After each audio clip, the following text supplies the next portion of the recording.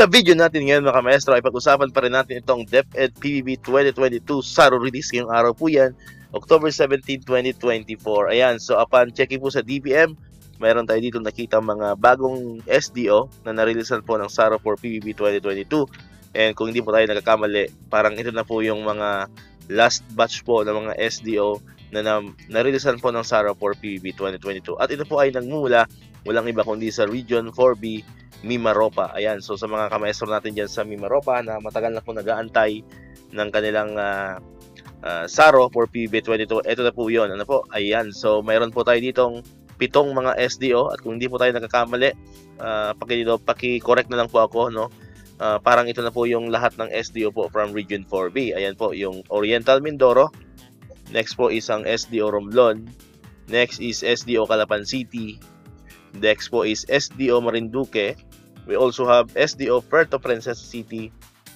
Next is SDO Occidental Mindoro. At ang pinakahuli po ay ang SDO Palawan. Ayan. So, paki-correct na lang po ako, no, kung meron pang kulang dito na SDO from Region 4B. Ayan. So, but so far po, ngayong araw, October 17, 2024, ito po yung lahat ng mga SDO po na nareleasean po ng SARO for PBB 2022. Ayan. So, congratulations po muli, no, sa mga kamaestro natin dyan sa Region 4B. Alam ko ay matagal nyo na pong inaantay po ito, no? Kasi sa amin po, ubos na yung aming PBB. Ayan, ubos na yung aming PBB 2022. Inaabangan po namin is yung yung year-end bonus, ano po mga kamaestro. Ayan. So, at least, yun lang po ang i-take positive nyo.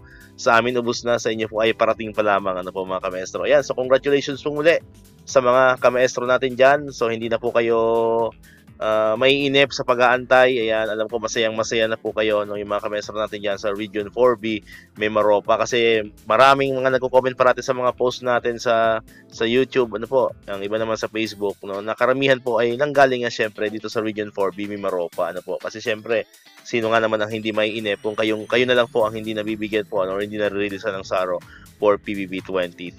Ayan, so dito ko na po tatapusin itong ating video ngayon mga kamaestro. Kung di ka pa nakakapag-subscribe, click mo ng subscribe button dyan para ikaw yung unang nakakapanood ng mga videos na ina-upload natin. Katulad nito yung mga updates pa rin about sa PBB and other bonuses ng mga teachers and government employees. And syempre, click mo na rin ang notification bell button para mananotify ka. Always updated ka pag may mga bago tayong uploaded na videos. So muli, maraming salamat sa inyong panonood at pakikinig. Once again, El Maestro, see you on my next vlog. Bye-bye!